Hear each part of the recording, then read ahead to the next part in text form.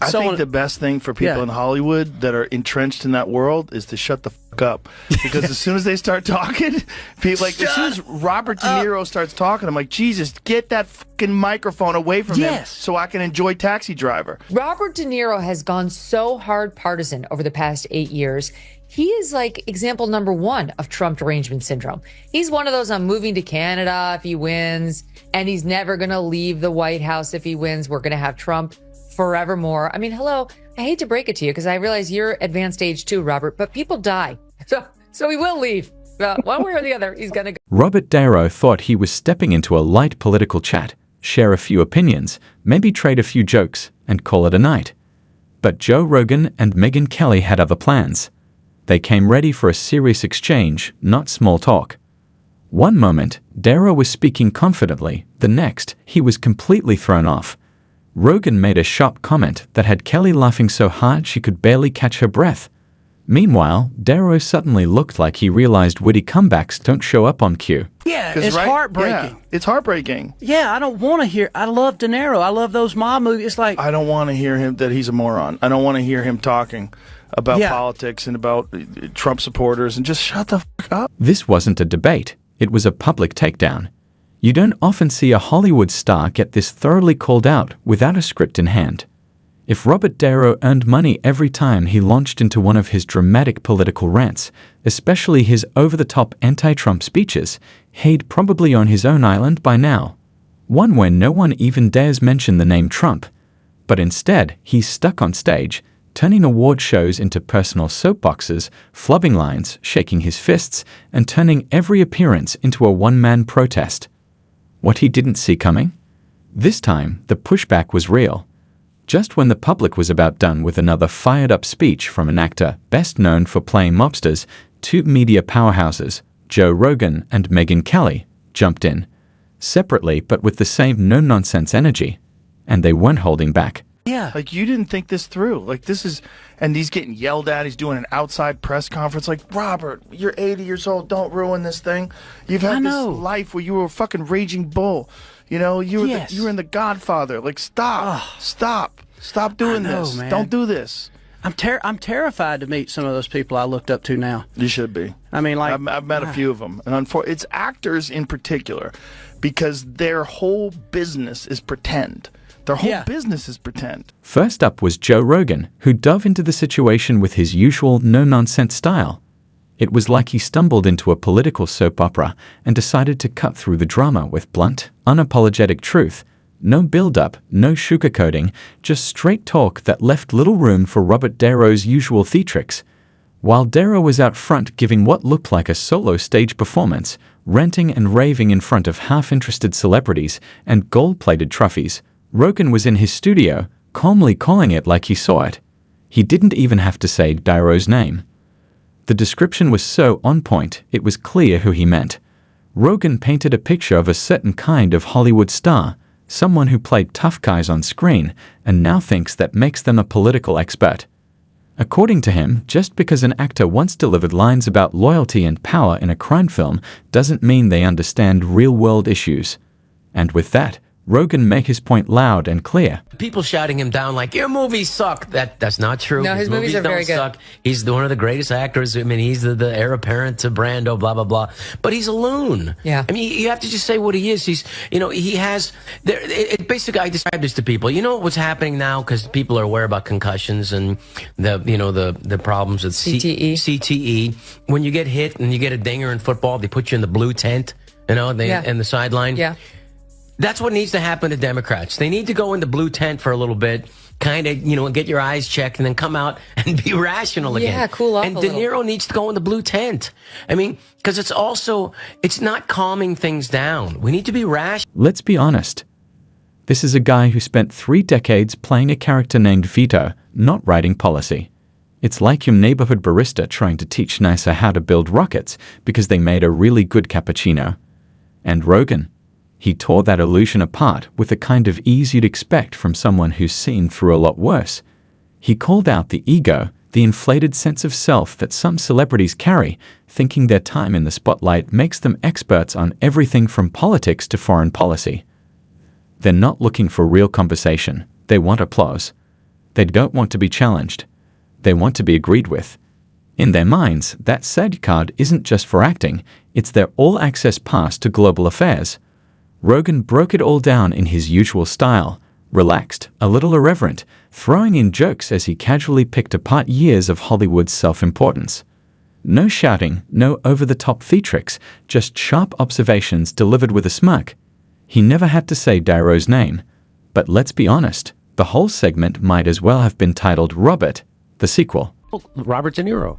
Yeah. Now, Kurt's convinced that Robert De Niro's on some kind of Epstein list or some kind of thing like that, and then he's afraid that if Trump does get power, he's going to expose him, and he is actually going to come at him. Of course Kurt thinks that. That's what Kurt thinks that. Kurt thinks that about every fucking thing that happens in the world. I think Robert De Niro's just got Trump derangement syndrome. I think he's old, too. There's a thing about old men. And they want to yell at everybody.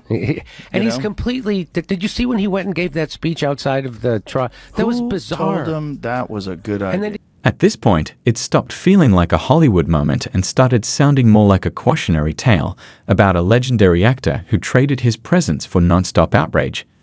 Just as Rogan's roasting was cooling off, Megyn Kelly stepped in. Where Rogan was casual, cracking jokes, and clearly amused by the whole thing, Kelly came in with a different energy, like someone who'd been watching this unfold for years and finally decided it was time to speak up. She didn't mention Niro by name either, but once phrases like Hollywood loudmouth and confusing the Oscars with Capitol Hill started flying, it was obvious who she meant. This wasn't about subtlety, it was a spotlight. Kelly didn't mess around with punchlines or long rants. She came with straight facts, calmly and precisely calling out the absurdity. Her tone was cool, serious and fed up, with celebrities turning award shows into political soapboxes, preaching from the stage without ever facing the realities of public service. No votes, no consequences, just applause and ego. She didn't bother picking apart film roles. She went straight for the bigger issue, the disconnect between fame and responsibility. And as she laid it all out, there was no shouting, no drama, just truth that landed hard. The silence that followed said more than any speech could. Robert De Niro, who's got a severe case of the TDS, is in conference right now, as all of the muckety-mucks are. And he's very unhappy about what Trump is doing to try to keep filmmaking, American filmmaking, in America by slapping tariffs on foreign-made films so that he can basically try to force people to make them domestically again for the American audience that they're meant to serve. And here's what De Niro said on Tuesday. America's Philistine president has had himself appointed head of one of our premier cultural institutions. At the heart of it, these celebrities want the respect of political experts without doing the real work. They're not earning standing ovations through solid arguments or serious solutions. They get applause because they're famous, not informed. And honestly, it's not just cringeworthy, it's irresponsible.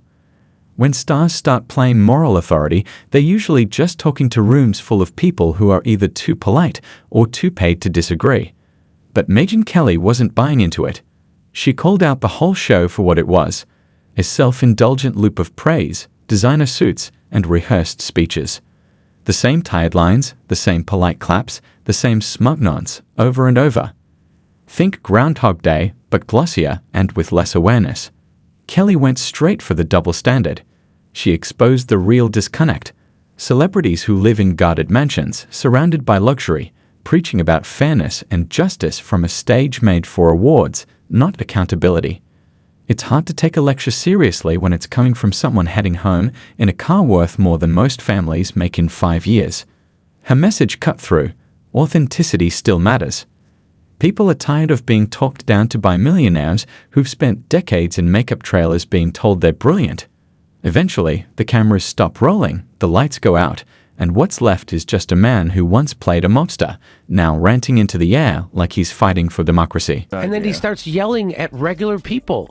He's like, fuck you, you're a gangster. Go fuck you. Like, it's crazy that that's the guy from Taxi Driver. Yeah. Like, you know what else I think? I think those guys have no friends. I think the only friends they have are Hollywood phonies. And so you're in this weird world where everybody you talk to is a phony, and you become a phony, and everyone's a phony, and your grasp on reality is very slippery, and your eyes are going, right? So your vision of the world, your actual vision of the world, your ability to read a phone. You ever see old people's text messages?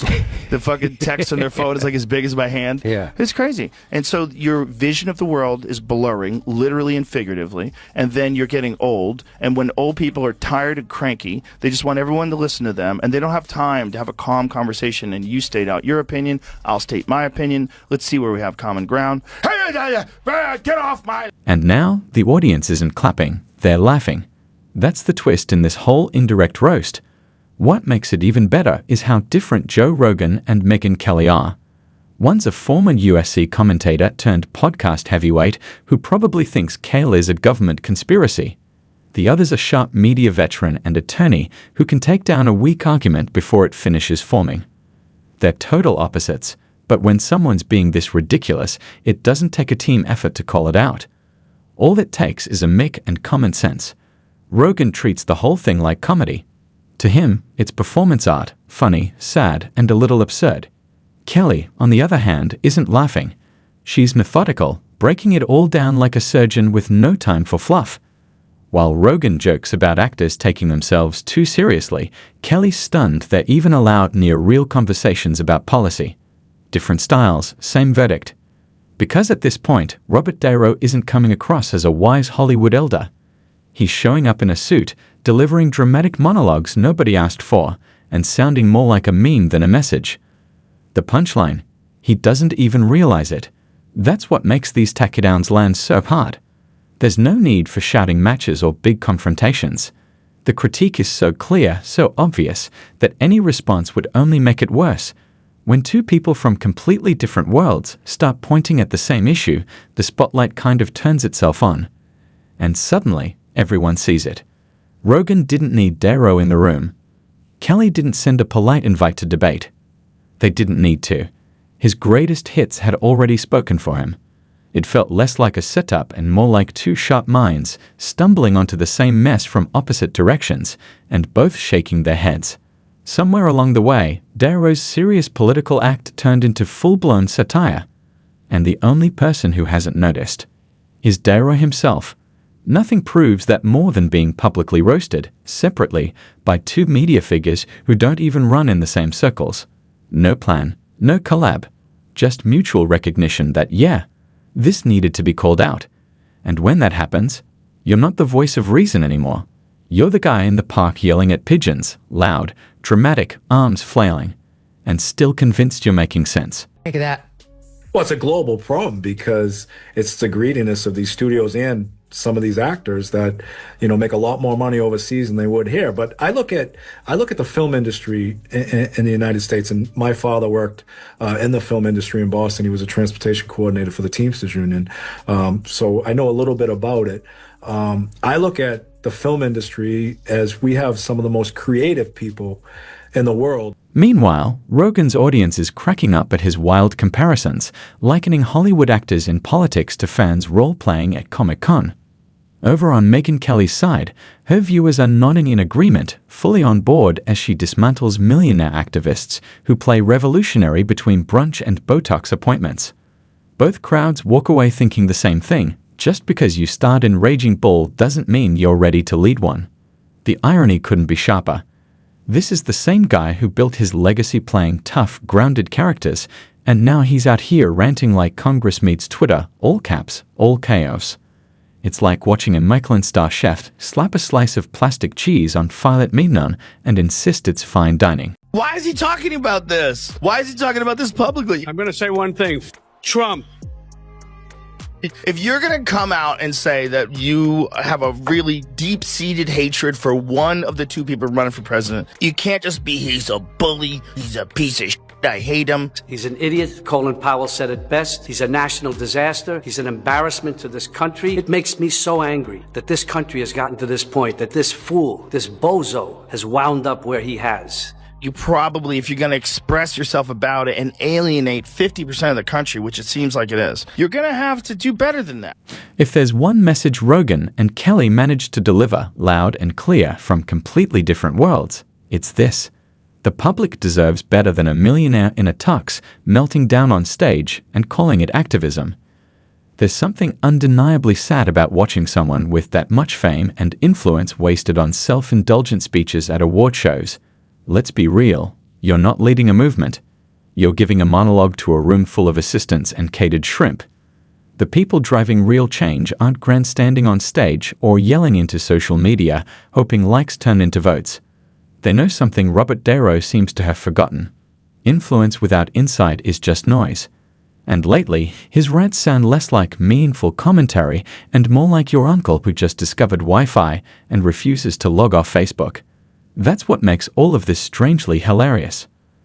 Joe Rogan and Megyn Kelly, two people who would probably argue over how to toast a bagel, suddenly ended up on the same page. Like two satellites caught in the same orbit, both circling the same fading Hollywood comet, Robert De Niro, burning bright with drama, going nowhere fast. Rogan, with his laid-back vibe and dry humor, feels like a jiu-jitsu monk holding a mic and sipping mushroom tea, dropping jokes and side-eyes at bloated celebrity egos.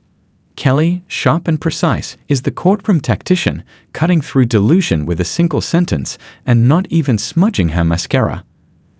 They couldn't be more different. And yet, here they are, accidentally tag-teaming the slow fall of De Niro's relevance. Like cats and dogs joining forces to drown out the neighborhood rooster who still thinks every angry political opinion deserves a standing ovation. What about the garbage outside today? Robert De Niro, officially sent by the Biden campaign, makes himself look like an idiot and reminds us why Trump is so popular. It's so stupid. It was colossally stupid. If you're going to send somebody to go speak outside of the Trump trial, make it someone who's universally beloved, like a Michelle Obama. You know, she's not universally loved. She's not loved on the right. But I'm saying, like, at least within the left and the center left, and maybe even some center righties. Robert De Niro has gone so hard partisan over the past 8 years. He is like example number one of Trump derangement. It's brutal, it's funny, and somehow it's kind of beautiful. Rogan's sarcasm carries that laid-back, stoner vibe, half laughing, half shaking his head like, seriously? This is what we're doing now. He sounds amused, a little baffled, and just disappointed enough to let the silence do the heavy lifting after the jokes. On the other side, Kelly's delivery is sharp and steady, like someone who sat through too many award shows, heard too many empty speeches, and knows exactly when someone's just milking applause without earning it. They've never shared a stage or planned this together. Yet somehow, both watched De Niro go from cinematic legend to tuxedo-wearing human Twitter rant, and nailed the same note perfectly. What makes their takedown so powerful isn't just the jokes. It's the message behind them. This isn't just about De Niro yelling into award show mix like he's auditioning for Old Man Yells at Cloud, the musical. It's about something bigger, the broken system of celebrity culture. For years, we've let actors grab microphones and speak as if their movie roles gave them a PhD in world affairs. Like playing a soldier, gangster, or cruise-editing lawyer suddenly makes you an expert on global politics. Newsflash. Just because you played Vito Corleone doesn't mean you're qualified to lecture the world on international conflict. Here's the problem. Fame used to be about talent. Now, it's a megaphone for half-baked opinions, served with red carpet confidence and zero real-world facts. Screaming about political enemies like you're wrestling a raccoon in your kitchen. Yeah, that's not helping your case. Robert De Niro, there's something about being a star where you think your opinion's more important than anybody else's, and you can go give a press conference, and he obviously has been very vocal from 2016 that he hates Trump for whatever reason. Maybe they have some personal thing. You think Trump ever threw a punch himself or took one? This guy who ran and hid in the White House bunker when there were protesters outside? No way. Now he's like holding press conferences. Now everyone's heckling him everywhere he goes. That's so bad. Like instead of just being this cranky old liberal, now you're this guy that is yelling at other people that are Trump supporters, and they're yelling at you. Like you've opened yourself up to this nonsense. Like why? This moment, this perfectly timed accidental roast from Rogan and Kelly, didn't feel like a takedown. It felt like culture itself collectively saying, enough already. You are in Raging Bull, not The Economist. People are tired. They're done being lectured by folks who fly private jets, sip champagne mid-flight, and still think a hashtag counts as foreign policy. Let's be honest, most folks would rather get their hot take from their barber than listen to another $1 million speech from someone who thinks being relatable means flying commercial once for a movie role. That's the beauty of this double roast. Rogan and Kelly didn't have to shout over him. No dramatic tweets, no fiery emojis. They just held up a mirror. And when Niro looked in, he didn't see a leader. He saw a meme in a tux, waving his arms at ghosts only he could see. While Niro stays locked in his slow-motion rage, Rogan and Kelly quietly set the illusion on fire. No wasted energy, no cancel culture theatrics. He walked himself into irrelevance, wearing designer cufflinks and moral outrage like a costume. Robert Niro isn't the voice of a generation anymore. He's the uncle you mute at Thanksgiving, and somehow he doesn't even notice. And here's the cold truth, it's not the jokes or sarcasm that sting most. It's that the people who used to lean in when he spoke are now tuning out. They're quoting him as proof that fame doesn't equal wisdom. Rogan laughed at the circus. Kelly filed a precise verbal takedown. Meanwhile, Niro's still backstage, rehearsing lines for a show no one bought tickets to. The audience left halfway through, and the only ones left are watching for laughs, not lectures. If there's one takeaway here, it's this. If you want to be taken seriously, maybe don't turn your Oscar speech into a political TED talk.